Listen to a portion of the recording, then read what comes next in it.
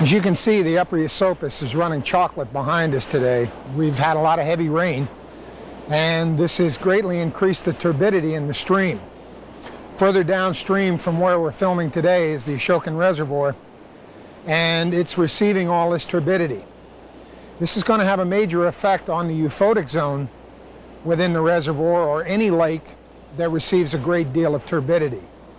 Before we talk about the euphotic zone, let's define what turbidity is. Turbidity is usually described as any kind of particles such as silt or clay. It can even be living particles like planktonic organisms, phyto or zooplankton, that are suspended in water in relatively heavy concentrations. We usually think of it as a muddy lake or a silted lake. It may be brown in color or with the esopus sort of a reddish brown, but the overall effect is the same in lakes. Heavy turbidity blocks effective light penetration, so that the euphotic zone we talked about a few moments ago is going to be greatly affected. Now remember, the euphotic zone is that zone that receives effective light penetration. That is, light that allows photosynthesis to occur. If you have heavy turbidity, a lot of suspended particles, this is going to cause, through both absorption and reflection, albedo light, a great decline in the penetration of effective light into the water. This is going to greatly shrink your euphotic zone, so that the area where there will be effective photosynthesis will be only in the first few meters of water.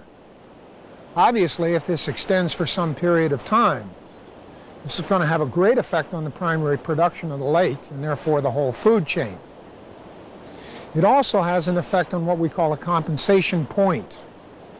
Now, the compensation point in the lake is an imaginary point, or an imaginary level, where above it photosynthesis dominates over respiration. That is a net gain of oxygen. This is known as the trophogenic zone. Below the compensation point, respiration dominates over photosynthesis. That is, there is a net loss of oxygen. This is known as the tropholytic zone. And again, a great increase in turbidity is going to raise that compensation point closer to the surface. So there's going to be basically much more tropholytic, much less trophogenic zone, and of course that'll affect your food chain as well. Turbidity, if it's severe enough, not only affects lakes, but affects streams and rivers, and it can be very deleterious. A major battle was waged on the Esopus in recent years in regards to sportsmen's club, etc., blocking a lot of heavy siltation that would have affected affected life within the Esopus Creek. The two great concerns were heavy siltation associated with this turbidity, silting in trout nests or redds. Now, they rely on oxygenated water circulating through the redds. A high degree of siltation is going to block that circulation and therefore cause a great decrease in the percentage hatching of eggs and therefore young trout. The second great concern is actually physically affecting the eggs. And not only the eggs, but the sac fry as well, the young trout.